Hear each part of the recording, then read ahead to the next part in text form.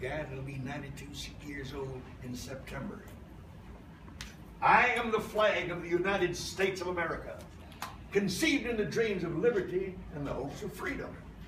I was designed by the hands of Betsy Ross, and her sewing basket was my cradle.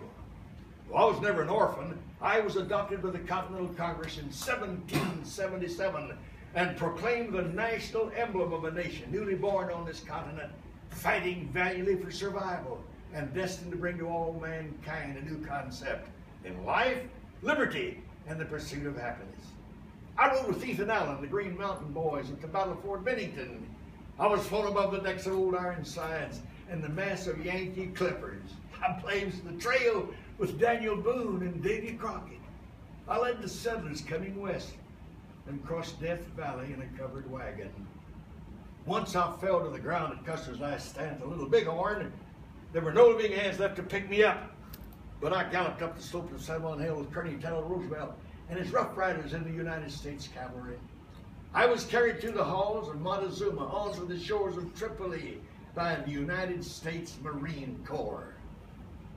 I stayed with the boys till it was over there, on the battlefields of the Marne, Chateau Thierry, Saint Mihiel, and the Argonne Forest.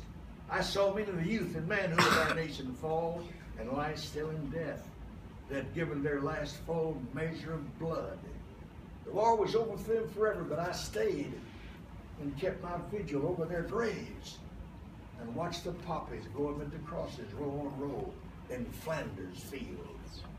I was raised by 6 brave Marines and sailors during the hell of Iwo Jima in the final hours of World War II.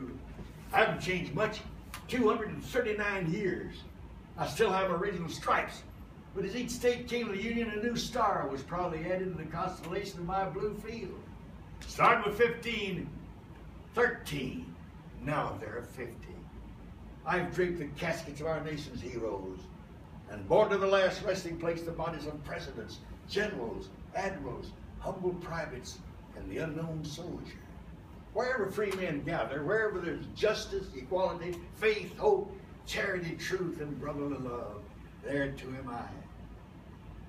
When you stand with your hand over your heart and recite the Pledge of Allegiance to me, don't merely mouth the words, but think of what they mean to you and mean what you say.